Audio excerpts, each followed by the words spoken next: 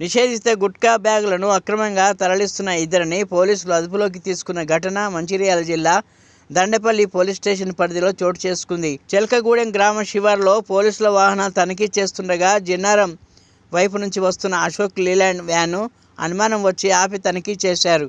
అయితే సంచుల్లో ప్రభుత్వ నిషేధిత పొగాకు, అంబర్ బ్యాగులు పోలీసులు గుర్తించారు.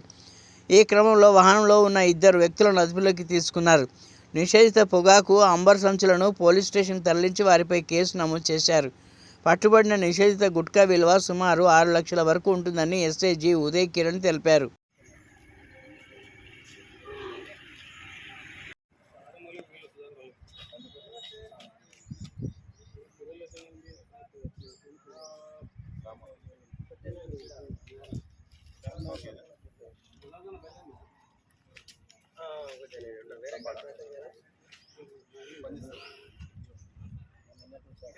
ఇప్పుడు ఇంటికి రమ్మంటారు.